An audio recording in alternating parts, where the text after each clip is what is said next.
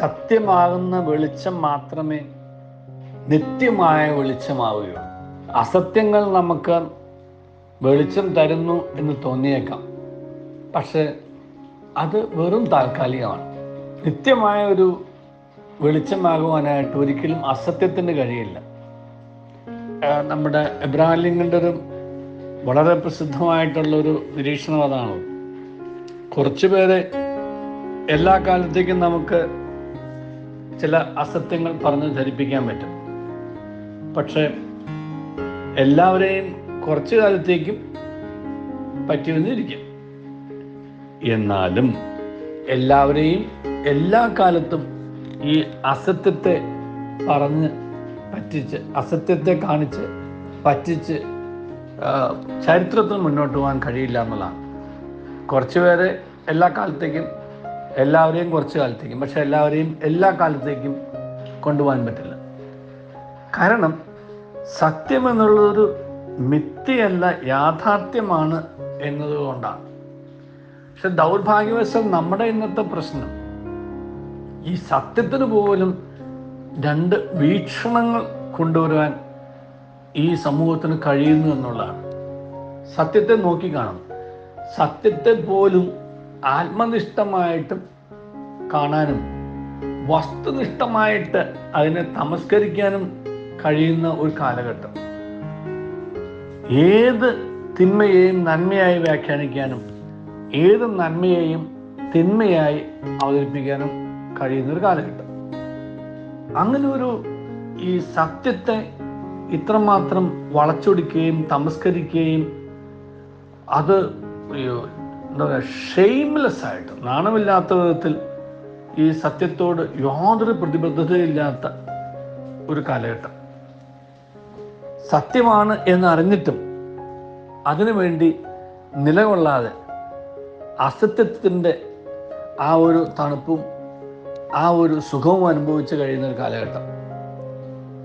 ഒരു കാര്യം അസത്യമാണെന്ന് അറിഞ്ഞിട്ടും സത്യം വിളിച്ചു പറഞ്ഞാൽ അത് പലരുടെയും അപ്രീതിക്ക് കാരണമാകുമെന്നും പലവരുടെയും മുമ്പിൽ അനഭിപിതരാവും എന്നുള്ളതുകൊണ്ടും അതിന് തുനിയാതെ ഇങ്ങനെ അസത്യത്തിൻ്റെ ആ ഒരു നിശബ്ദതയിൽ കഴിയുന്ന ഒരു കാലഘട്ടം. അതും ഇതെല്ലാം നമ്മെ ഓർമ്മിപ്പിക്കുന്നത് നമുക്ക് ദൈവം ഒരായുസ്സേ തന്നിട്ടുള്ളൂ. ഒരിക്കലേ മനുഷ്യൻ ജീവിക്കുന്നുള്ളൂ.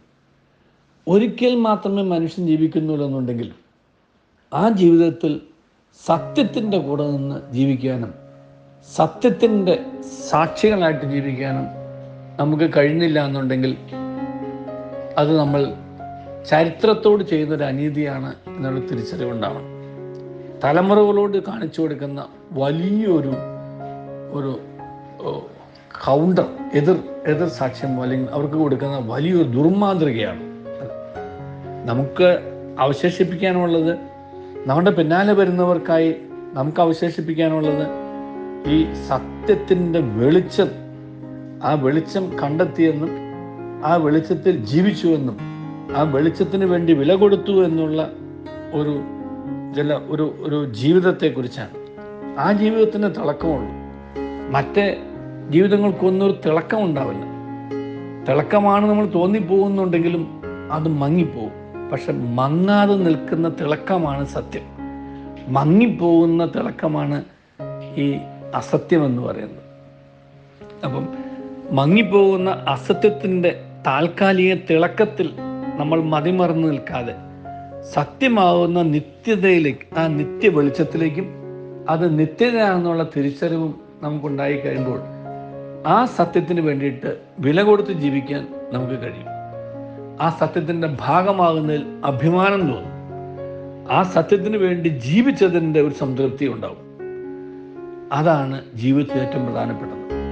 ചത്തതിനൊക്കുമേ ജീവിച്ചിരിക്കലും എന്ന് പറയുന്നതിൻ്റെ ഒരർത്ഥം ഇപ്രകാരം: ഒരു കാര്യം സത്യമാണ് എന്നറിഞ്ഞിട്ടും അതിന് വ്യക്തിപരമായി നഷ്ടങ്ങൾ ഉണ്ടാക്കുന്ന ഒരവസ്ഥയാവുന്ന തിരിച്ചറിയുമ്പോൾ ആ സത്യത്തിന് വേണ്ടി നിലകൊള്ളാതെ അസത്യത്തിൻ്റെ ഭാഗമായിട്ട് ഒന്നുകിൽ നിശബ്ദതയിലും അല്ലെങ്കിൽ അസത്യത്തിൻ്റെ വക്താക്കളായി ജീവിക്കുകയും ചെയ്യുമ്പോഴാണ് ദൈവം നമുക്ക് തന്ന ആയുസ് സത്യത്തിന് വേണ്ടി നിലകൊള്ളാൻ വേണ്ടിയിട്ടാണ്. സത്യത്തിന് ആത്മനിഷ്ഠമായ ഒരു വീക്ഷണമില്ല, വസ്തുനിഷ്ഠമായ ഒരു വീക്ഷണം മാത്രമേ ഉള്ളൂ. ഒരു കാര്യം സത്യമാണ് എന്ന് നമുക്ക് എല്ലാവർക്കും ഒരേപോലെ കാണാനും പറയാനും സമീപിക്കാനും കഴിയുന്ന ആ സത്യത്തിലേക്ക് പ്രവേശിക്കുമ്പോഴാണ് ഒരു വ്യക്തി ആത്മീയനായിട്ട് മാറുന്നത്. അങ്ങനെ യഥാർത്ഥ ആത്മീയ മനുഷ്യരായിട്ട് മാറാൻ ഈ അസത്യത്തിൽ നിന്നും സത്യത്തിലേക്കുള്ള ഒരു ഉണർത്തുപാട്ടാകുന്ന ഓരോ ദിവസവും നമുക്ക് കഴിയട്ടെ. അവിടെയാണ് നമ്മുടെ ജീവിതത്തിൻ്റെ വില എന്ന് പറയുന്നത്, നില എന്ന് പറയുന്നത്, നമ്മുടെ രക്ഷയാകുന്ന നിത്യത എന്ന് പറയുന്നത്. ദൈവം നമ്മെ അനുഗ്രഹിക്കട്ടെ. നല്ലൊരു ദിവസം എല്ലാവർക്കും നേരുന്നു.